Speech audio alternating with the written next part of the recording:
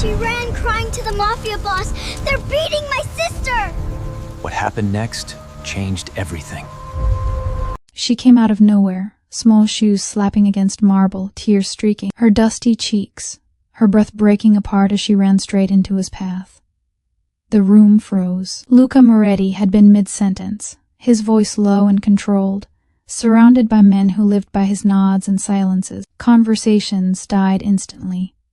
Even the soft music from the corner seemed to shrink back. No one ran toward Luca Moretti unless they were desperate or foolish. The little girl slammed into his leg and wrapped her arms around it like it was the only thing keeping her upright. "Please," she cried, her voice thin and shaking, words tumbling out between sobs. "They're beating my sister. Please." "I don't know what else to do." Luca looked down.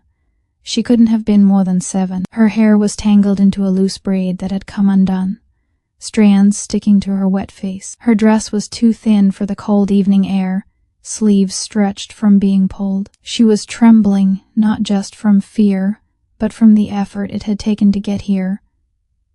No one touched her.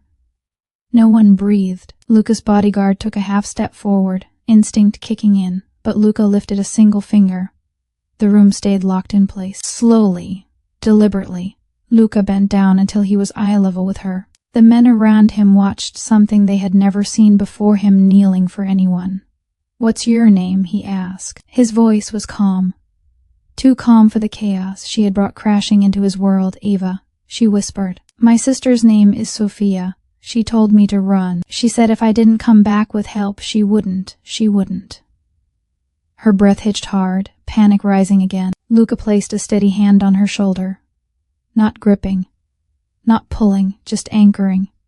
"Hey," he said quietly. "Look at me." She did. Her eyes were wide, brown, and far too old for her face. "Where is your sister?"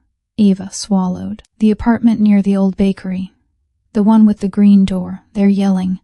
She told them to stop. They didn't. Something dark shifted behind Luca's eyes. Not rage, not yet. Something colder. He stood. "Get the car," he said to no one in particular.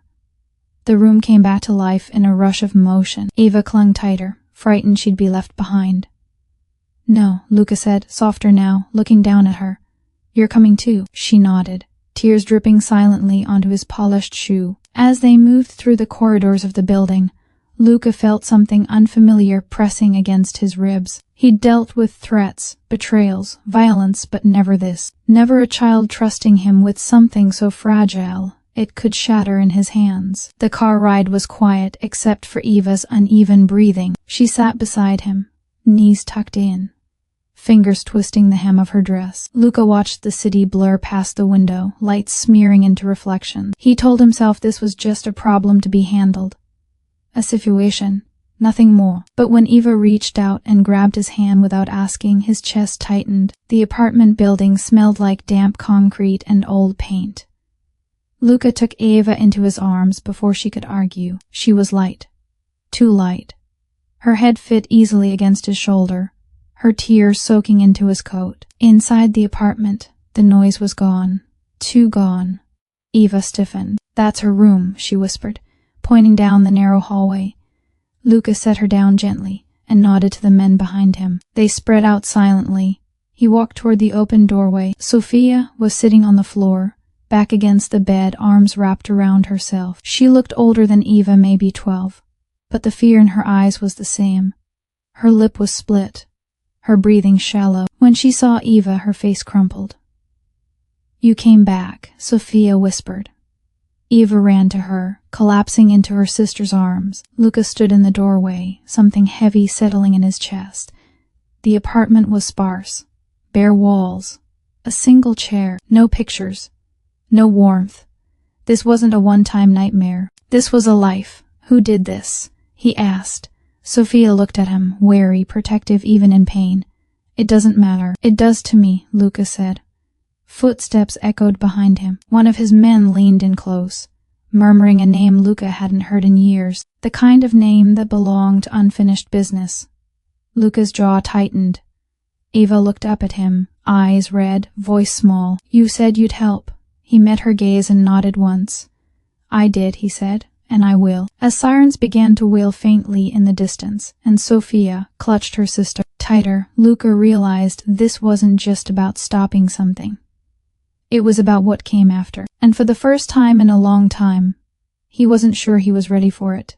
Hallway filled with a quiet that felt heavier than shouting ever could. Luca stayed where he was, watching the two girls cling to each other on the floor like they were afraid the room itself might disappear. Eva's small hands fisted into Sophia's shirt, her face buried against her sister's shoulder. Sophia rocked her gently, whispering things Luca couldn't hear but somehow understood anyway. "Take them to the car," Luca said finally, his voice low. Sophia flinched. Eva looked up at him, panic flashing across her face again. "No," Eva said quickly. "Don't leave her." "I'm not," Luca replied. He crouched again, this time closer, making sure his shadow didn't fall over them. "You're both going together. Somewhere warm, somewhere safe." Sophia studied him for a long moment. She was trying to read him the way kids who grow up too fast learn to do, looking past words, past clothes, past authority. Whatever she saw must have been enough, because she nodded once. The drive away from the apartment was silent. Eva leaned against Sophia, already half asleep, the adrenaline draining out of her small body. Sophia kept one arm around her, the other braced against the seat like she was still expecting the ground to shift. Luca sat across from them, hands folded, eyes fixed forward. His reflection stared back at him from the darkened window. He barely recognized himself. They arrived at one of his quieter properties, the kind he used when he wanted space rather than attention. The lights were low, the air warm. One of the women on staff brought blankets without asking questions. Another set a kettle on the stove. Sophia didn't let Eva go even when she was guided to the couch. "Stay," Eva murmured, her eyes barely open. "I'm here," Sophia promised, brushing hair back from her sister's face. "I'm not going anywhere." Luca watched from the doorway. He'd ordered men to guard entrances, to make calls, to handle what needed handling. But none of that felt like the center of this night anymore. The center was the way Eva finally relaxed once she felt safe enough to sleep. Sophia straightened slowly and turned to him. "Why did you help us?" she asked. It wasn't a child's question. It was careful, measured. Luca considered lying. It would have been easier, cleaner, but something about the way she stood there, thin shoulders squared, chin lifted despite everything, made that impossible. "Because you asked," he said. "That's not enough," she replied. "No," he agreed quietly. "It's not." She studied his face again, then looked away. "Our mom isn't coming." Luca waited. "She left a long time ago," Sophia continued. "I take care of Eva." "How long?" he asked. "Long enough." The answer landed hard. "You did the right thing tonight," Luca said. "Both of you." Sophia let out a breath that sounded like it had been trapped in her chest for years. "I didn't know where else to send her." "You chose well," he said. Later, after Sophia had finally fallen asleep sitting upright on the couch, Luca moved a blanket over both girls. Eva stirred but didn't wake, her fingers still curled into her sister's sleeve. Luca stood there longer than he meant to. A name surfaced in his mind. A woman he hadn't thought about in years, dark hair, quiet strength, the kind of person who walked away when she realized promises weren't enough. He pushed the thought away. One of his men approached carefully. "We confirmed it," he said under his breath. "The person responsible. He's connected to someone you knew." Luca closed his eyes for a brief second. "Handle it," he said, quietly. The man hesitated. "And the girls?" Luca looked back at them.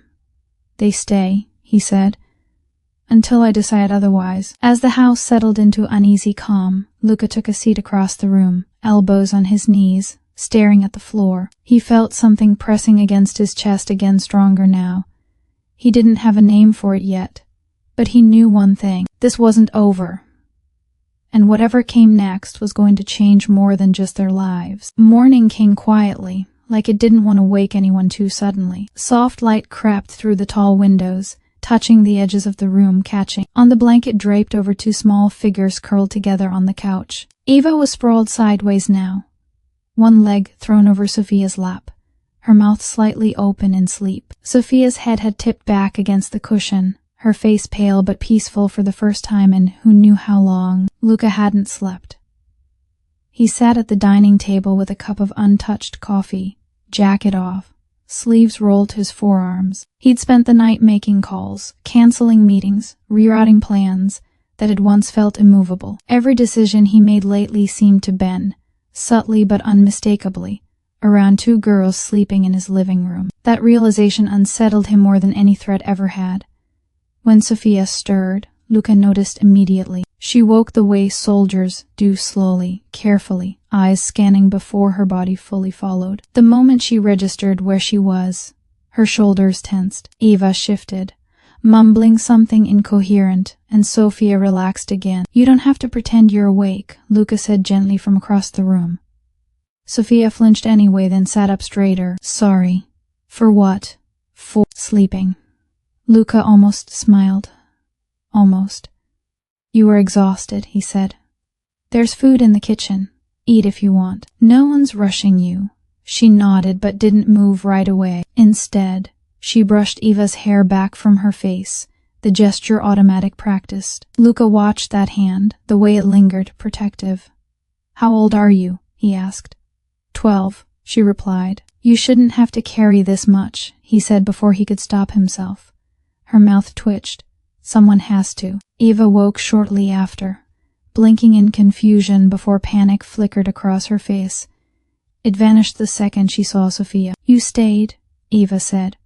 "I told you I would," Sophia replied, pulling her close. Luca looked away, suddenly feeling like an intruder in something sacred. Later, after breakfast toast eaten carefully, like they weren't sure it would last, Sophia finally asked the question she'd been holding since the night before. "What happens now?" Luca leaned back in his chair. "Now you stay here for a bit, and after that, we'll see." She frowned.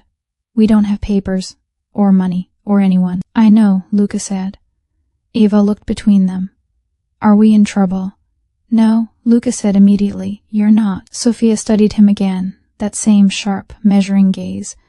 "You don't even know us." "I know enough," he replied. It was the truth, though not in the way she thought.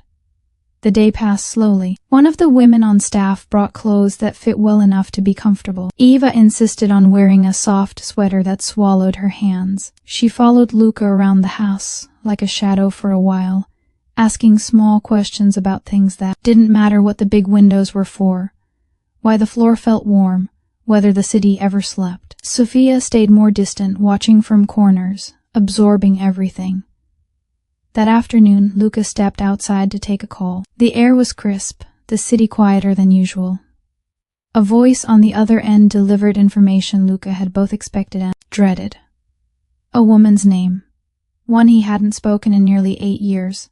He ended the call without responding. When he went back inside, Sophia was standing by the window, staring out at the street below. "You look like someone who's remembering something," she said without turning around. Luca paused. "Do I?" "Yes," she said. "You get that look when you think no one's watching." He said nothing. "Are you going to send us back?" she asked. "No." Her shoulders lowered slightly. "Why not?" "Because some places shouldn't be returned to," Luca replied. That night, after Eva had fallen asleep in a guest room bed that was too big for her, Sophia sat on the edge, brushing her fingers through Eva's hair until her breathing evened out. When she stepped into the hallway, Luca was there, leaning against the wall like he'd been waiting. "She doesn't remember much before it happened," Sophia said quietly. "I make sure of that."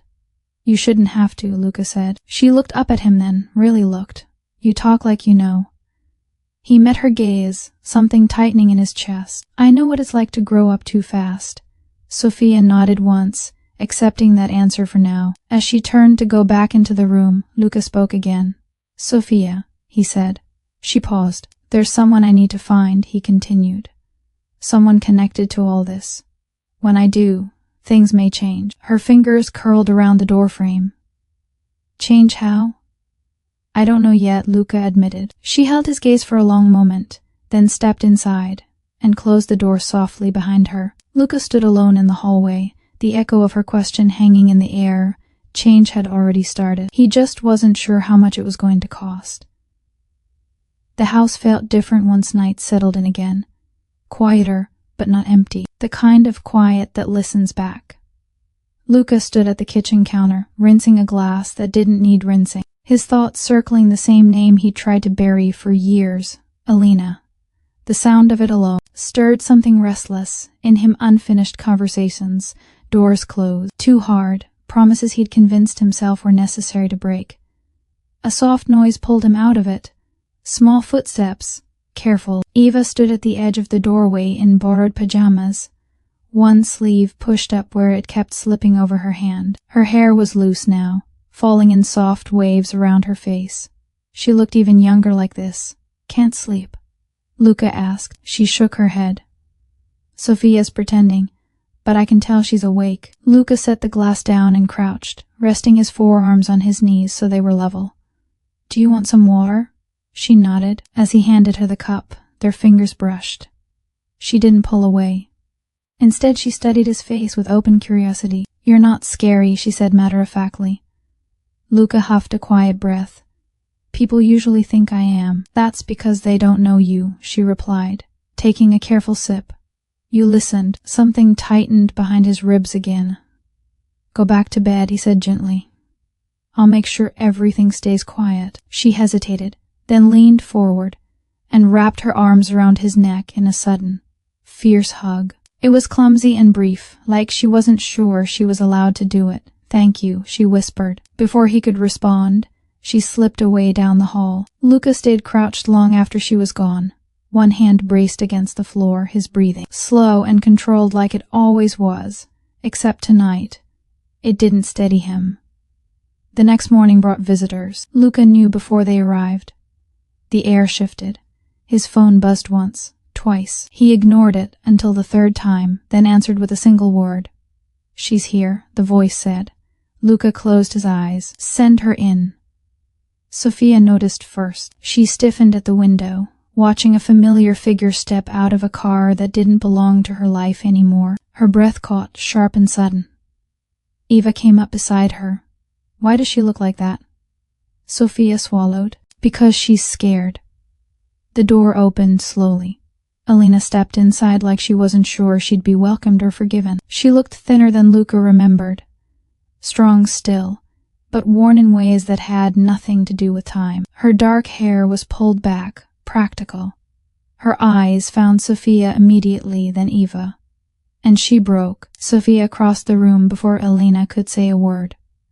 They collided in a tight, shaking embrace. Alina's hands cradled Sophia's head like she was afraid she'd disappear if she let go.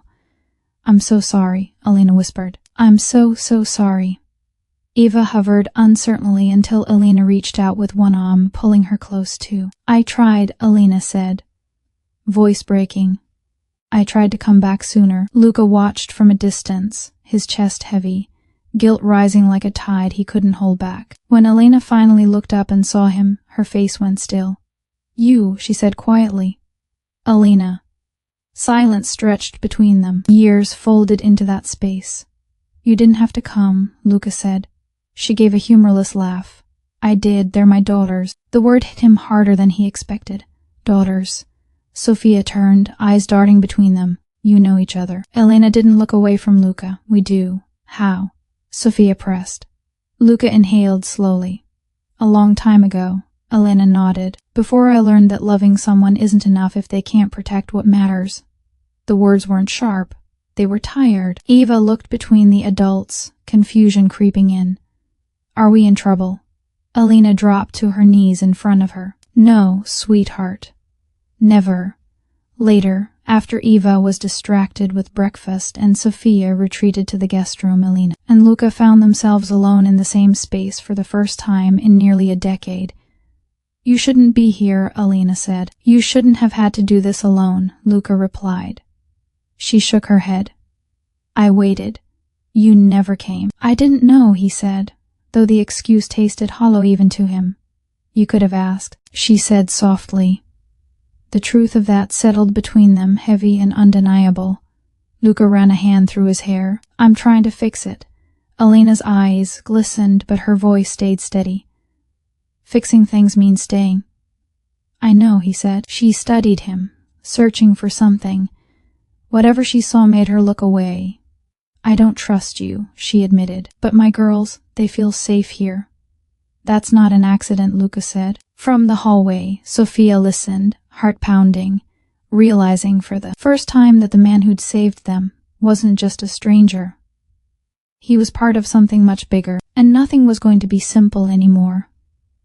The house didn't recover from Elena's arrival. It shifted, like a structure settling after a long-delayed quake.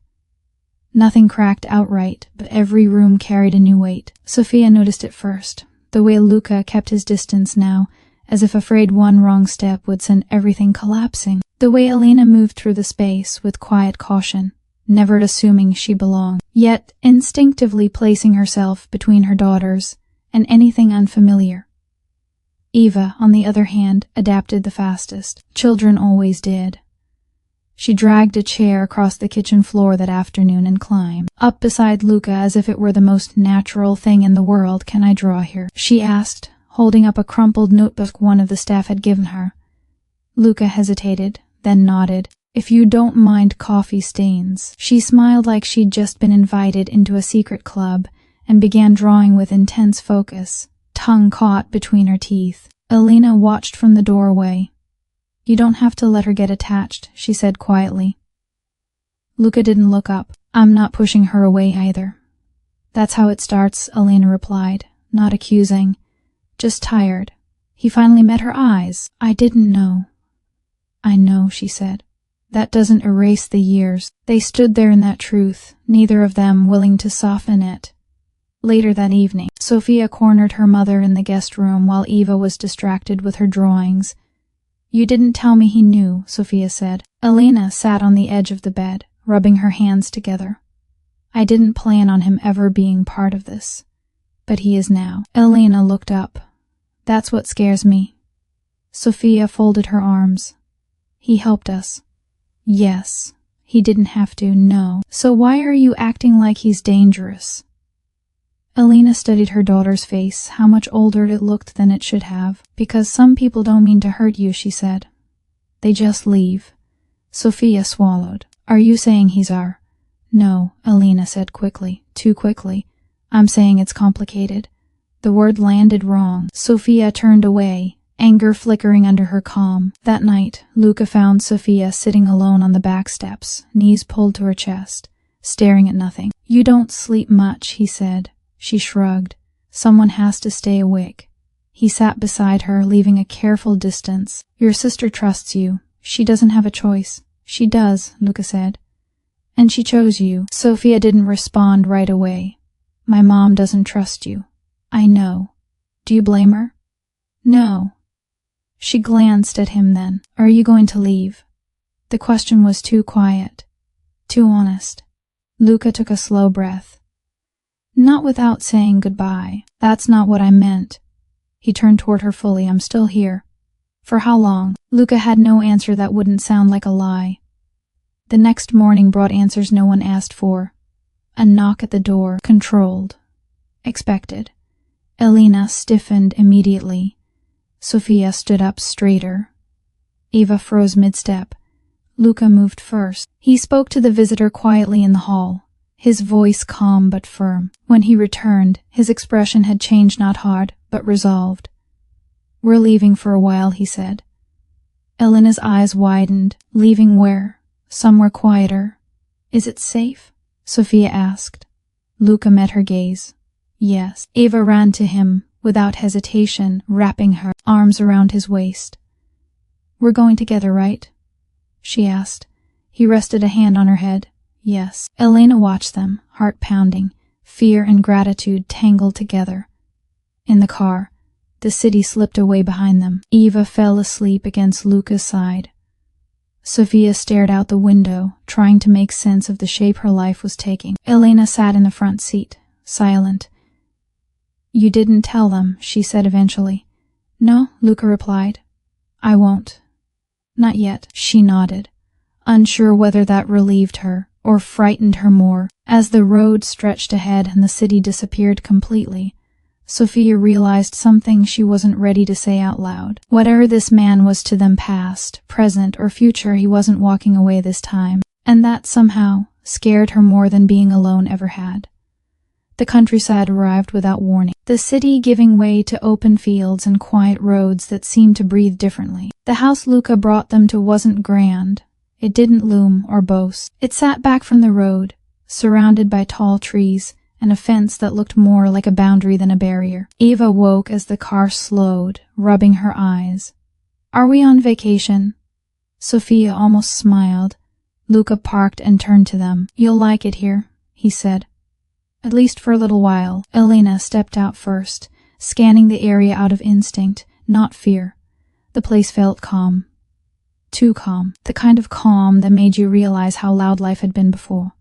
Inside, the house smelled faintly of wood and clean linen. Sunlight spilled across wide floors. Eva ran ahead, her footsteps echoing, laughter bubbling out of her like it had been waiting for permission. Sophia followed more slowly, touching the walls, as if checking whether they were real. "You don't have guards here," she noted. "I don't need them," Luca replied. "Not like this."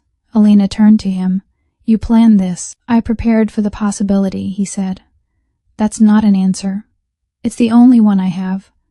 That evening, they ate together at the same table for the first time. No staff. No interruptions. Just the four of them, and food that wasn't rushed. Eva talked with her mouth full, telling a long, wandering story about a bird she'd seen on the drive. Luca listened like it mattered. Sophia noticed that.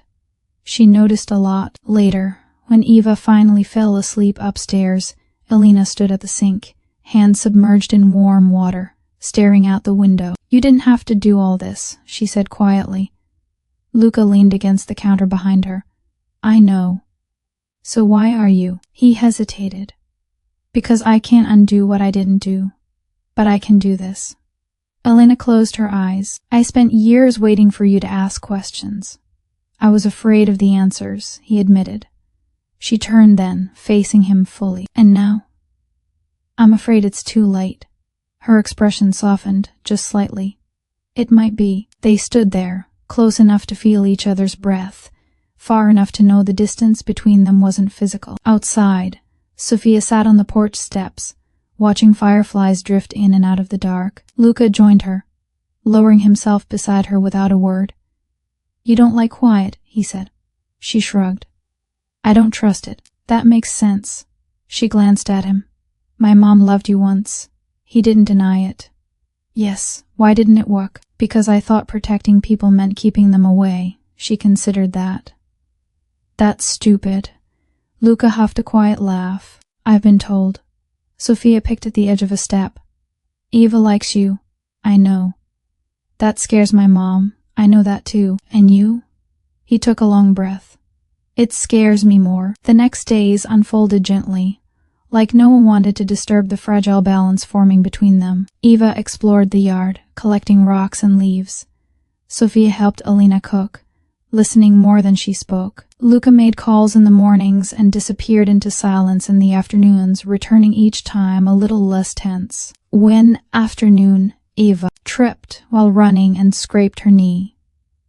She cried hard, loud and sudden. Before Elena could reach her, Luca was there, lifting her carefully, inspecting the damage with surprising tenderness. "It looks worse than it is," he said, wiping her tears with his thumb. "Will it hurt forever?" Eva asked. "No," he said, "but it'll remind you that you fell and got back up." She nodded solemnly, accepting that like it was wisdom meant just for her. Elena watched from the porch, something tight unraveling in her chest. That night, after the girls were asleep, Elena and Luca sat across from each other with untouched drinks. "You're good with them," she said. "I'm trying. That's what scares me." He met her gaze. "I'm not asking you to trust me." "What are you asking for?" "A chance to earn it." Silence stretched between them, thick but not hostile. "I don't know how this ends," Elena said finally. "Neither do I." She stood, pausing beside him. "But I won't run anymore." Luca looked up at her, something raw in his eyes. "Neither will I." Upstairs, Sophia lay awake, staring at the ceiling, listening to the quiet she didn't trust yet. Down the hall, Eva slept with a small smile on her face, and for the first time, Luca allowed himself to wonder not what this would cost him, but what it might give back. The thought terrified him. and he didn't turn away from it. The next morning arrived slower than expected. The sun filtered through the tall windows in streaks of pale gold. Luca sat at the kitchen table, hands wrapped around a steaming mug of coffee, watching Elena and the girls move through the small space. Everything seemed peaceful, too peaceful. Eva bounced lightly on the balls of her feet, dragging a small basket she had filled with leaves and twigs she'd collected outside. "Look what I found," she exclaimed, holding it up proudly. Sophia knelt beside her sister, helping arrange the leaves carefully, her face set in concentration. Luca noticed how protective she still was, even in a place where no one could hurt them. Elena moved quietly around the kitchen, preparing breakfast. The movements were fluid, controlled, and familiar mother, woman, survivor. Her eyes caught Luca's as she handed him a plate, and for a moment, the unspoken tension between them pulsed. "You should eat," she said softly. He nodded but didn't move. "I will." "Are you sure?" she pressed. Her tone was gentle but firm, the kind of voice that reminded him why he had let himself care for them, and why it terrified him at the same time. "I'm sure," he replied. Breakfast passed in a mix of chatter and silence, laughter punctuated by small pauses where no one spoke but everyone listened. Eva told a story about the squirrel she had seen in the yard yesterday, describing how it had stolen an acorn from the others. Sophia rolled her eyes, correcting details with careful attention, and Elena smiled quietly at both of them. When the girls had left to explore the yard again, Luca followed Elena to the porch, stepping close but not quite into her personal space. "You've done a good job, keeping them safe," he said. "I did what I had to," she replied. Her voice carried the weight of years spent fighting alone. "You didn't have to do it alone anymore," Luca said. Elena didn't answer immediately. Instead, she looked toward the yard, watching the girls laughing, Eva chasing a butterfly, while Sophia quietly guided her little sister. "You can't just erase years of fear and absence with one gesture," she said finally. "I know that," Luca admitted, "but I can try to make things right from now on." She turned to look at him fully. "Do you even understand what right means to them?" "I want to," he said. His voice was firm, almost desperate. "I want to be the kind of man they can trust, the kind of man you once trusted." Elena's eyes softened slightly, but the caution never left them. "They don't need me worrying about the past. They need me to survive the present." Luca nodded, letting the words sink in. They were simple, yet impossible. Later that day, as the sun dipped lower, casting long shadows across the house, Luca found himself alone with Sophia in the small study he had set up for calls and work. She was sitting cross-legged on a chair, sketching something in a notebook, brow furrowed in concentration. "You're quiet today," she said without looking up. "I'm thinking," he replied. "About what?" she asked, eyes still focused on her sketch. "About how fragile this all is," he said. "How one wrong move can undo everything." Sophia finally looked up at him, eyes sharp and knowing. "You think about that a lot, don't you?" "All the time," he admitted, "more than anything else." She studied him for a long moment, then asked the question that had been pressing against her chest since the moment he first appeared in their lives. "Do you ever regret it?" He froze. "Regret what?" "Saving us, taking us in, showing that you care." Luca stared at her, the weight of his silence heavier than any words could convey. Finally, he spoke, voice low. "I regret that it took me this long to do it. I regret all the years I let you and Eva face the world without me." Sophia's expression softened slightly. "Then don't waste any more time."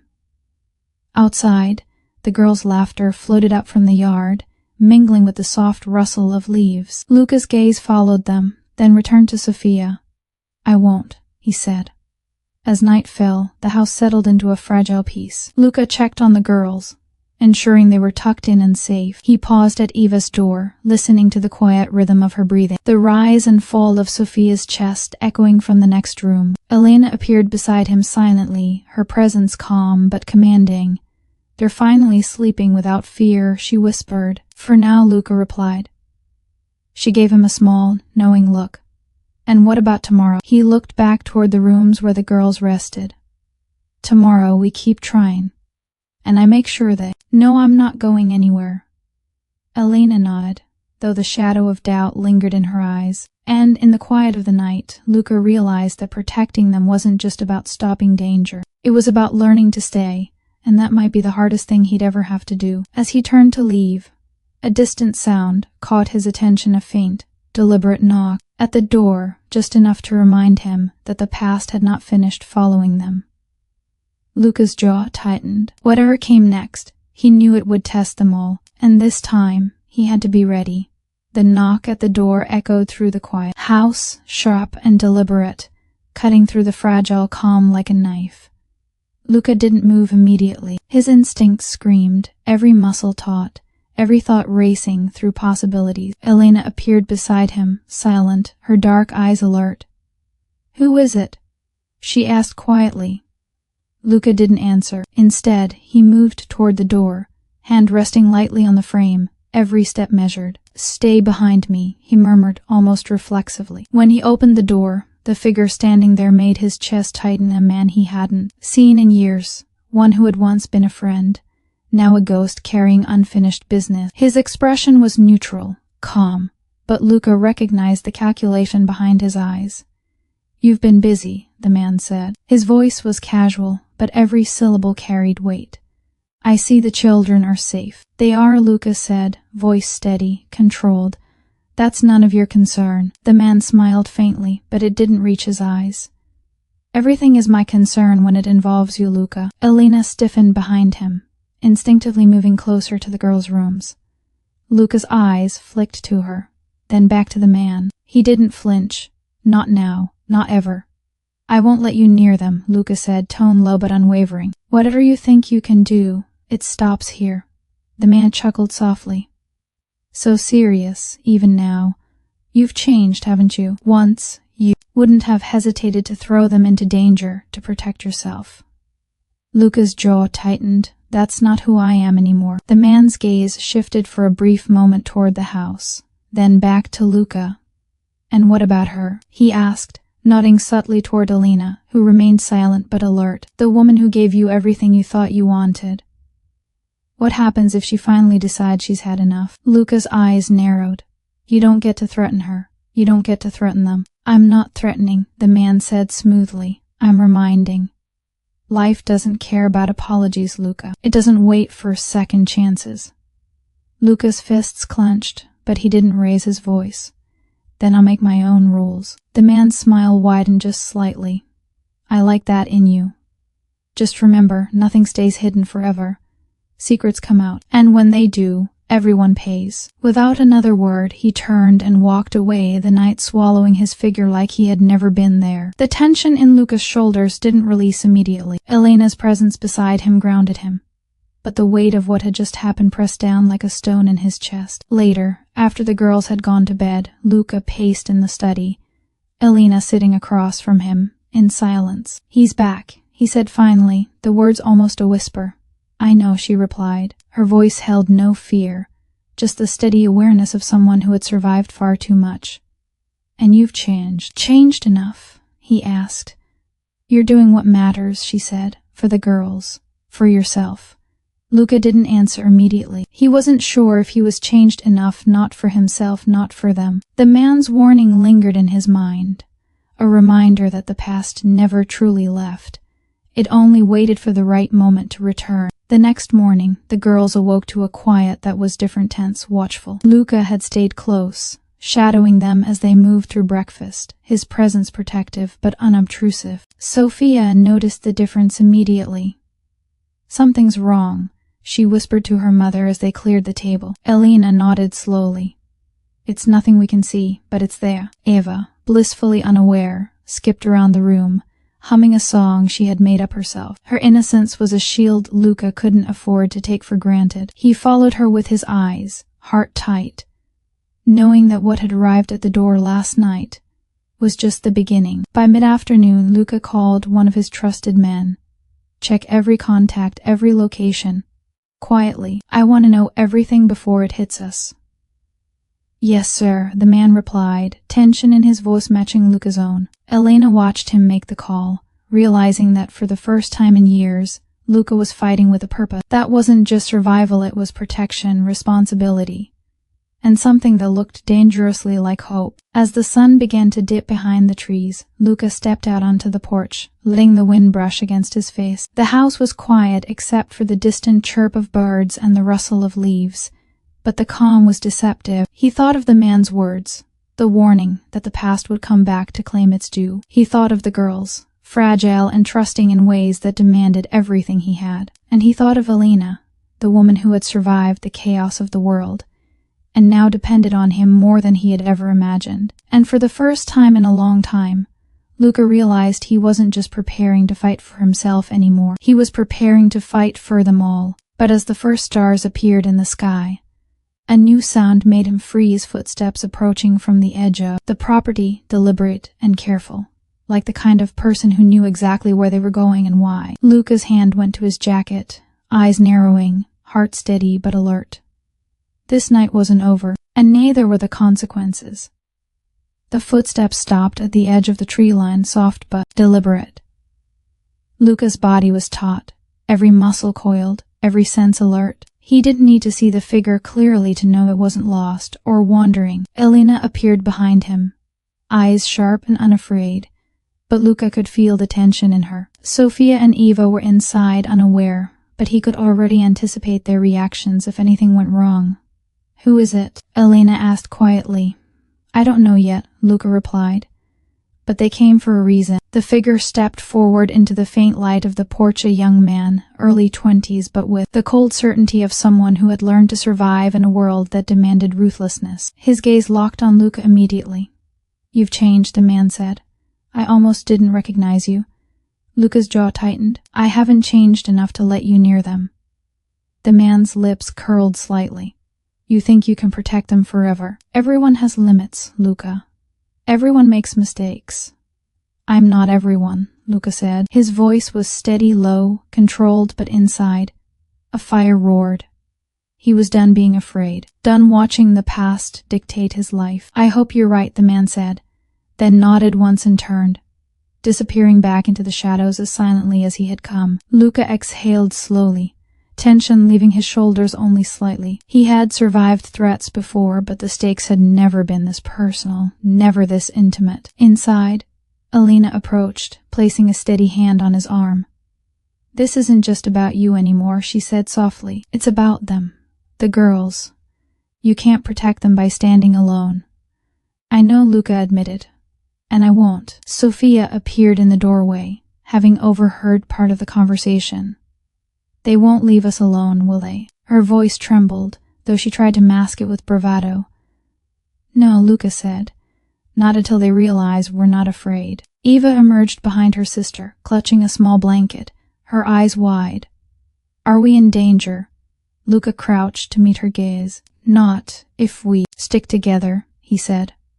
"You, me, Sofia, your mom, we're stronger than anyone who thinks they can scare us." The girls nodded, trusting him because he had earned it, because he had proven it night after night. Elena studied Luca, her face a mixture of concern and something softer, something vulnerable. "Do you even realize what you're risking?" she asked quietly. "I do," Luca said. "But they're worth it. Every risk, every danger, they're worth everything." As the sun dipped lower, casting long shadows across the porch, the family, fragile, new, and fiercely protective of one another, stood together. Luca knew the coming days would test them, push them to the edge. He knew enemies would come, secrets would surface, and nothing would ever be the same. But in that moment, with Sofia's hand brushing against Eva's and Elena's steady presence beside him, Luca felt something he hadn't allowed himself to feel in years: hope. A hope that maybe, just maybe, they could survive the past, survive the threats, and find something like a normal life together. And as night fully descended, Luca made a silent promise to himself. No matter what came, he would fight for them. Every second, every breath, until the world could take nothing more. He turned back toward the house, eyes scanning the tree line one last time. Shadows shifted, wind whispered, and the distant hum of the city was gone. For now, the danger had paused, but Luca knew better than anyone it would return. When it did, they would face it together, because nothing, not past enemies, not old betrayals, not fear, could break what had begun to form in that quiet house. This was more than protection. This was family. and Luca would never let them go. The next morning was quiet in a way that felt deliberate, as if the house itself was holding its breath. Luca moved through it with measured steps, checking doors, windows, and locks not out of paranoia, but out of habit. The girls were still asleep, small and peaceful under thick blankets that smelled faintly of home for the first time in years. Elena was already awake, sitting at the kitchen table with a mug of coffee, eyes fixed on the garden outside. She didn't turn when Luca entered. She didn't need to. She simply nodded, and he understood. The unspoken acknowledgement passed between them. The past had been confronted, the danger paused, but the work wasn't done. Breakfast came slowly. Eva sat beside Sophia, half asleep, but still fidgeting with a spoon, and Sophia kept a protective hand on her little sister, a quiet reminder that she was always watching, always responsible. Luca sat across from them, elbows on the table, leaning forward slightly, listening more than he spoke. "This is nice," Eva said softly, looking around the room. "It's calm." Sophia smiled faintly. "It's safe," she corrected. Luca allowed himself a small nod. "For now," he said, though the weight behind the words wasn't lost on anyone. After breakfast, Luca and Elena stepped outside together. The morning air was crisp, the sun low in the sky, casting long shadows across the yard. Luca watched the girls from a distance, Eva chasing a butterfly while Sophia guided her carefully around the small flower beds. "They trust you," Elena said quietly. "More than anyone else ever has." "I'm trying to deserve it," Luca replied, his voice low. "I've failed before, but I won't fail them." "You've already started fixing things," Elena said. Her gaze met his, steady, honest. "And it shows." Luca's eyes flicked to the girls again. "It's them who make it worth it." The day unfolded with a gentle rhythm. Luca taught Eva how to plant seeds in the garden while Sophia helped Elena prepare lunch. They laughed quietly, not carelessly, but in a way that made the house feel alive for the first time in a long while. Later, as the sun began to dip behind the trees, Luca called the girls over. They gathered around him in the yard, curious, alert. "I have something to say," he began. "You too. You've changed my life. I can't imagine it without you in it. And I want you to know something important." Sophia tilted her head, Eva leaning slightly against her sister. "I'm not leaving," Luca said. "Not now, not ever. You're my family, and I'll do everything in my power to keep you safe and happy. That's my promise." A silence stretched between them, soft, fragile, yet solid. Then Eva's small hand slipped into his, Sophia's fingers brushing his other hand, and suddenly, the promise wasn't just words, it was a bond.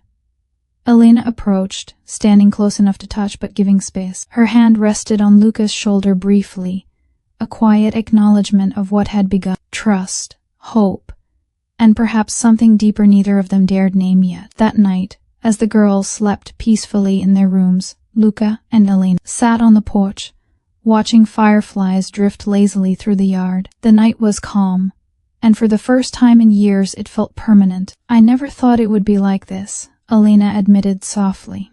"What do you mean?" Luca asked. "That I'd see them happy, that you'd be here, truly here, that we'd have a chance to be something more than what we survived." Luca didn't answer immediately. He simply reached out, brushing a loose strand of hair from her face. "It's not the past that defines us," he said. "It's what we choose to do now. And I choose this. All of it. With you. With them." Elena's lips curved slightly, a rare, genuine smile. "Then we'll make it work," she said. Luca looked back toward the house, toward the rooms where his new world slept, and for the first time, the weight on his chest was lighter. The past might return, dangers might come, but he had the courage now to face it all. And in that moment, the family they had begun to rebuild felt complete, fragile, but unbreakable, bound by trust, love, and the silent promise of always staying. He finally allowed himself to close his eyes for a moment, breathing in the night air, feeling something that had eluded him for years, peace. The journey had been long, the scars ran deep, but Luca knew this. He wouldn't let them go. Not now. Not ever. And as the stars blinked above, he whispered quietly, almost to himself, "We're home." If you felt this story tug at your heart, don't forget to like this video, and subscribe to our channel to follow more emotional, cinematic Mafia love stories.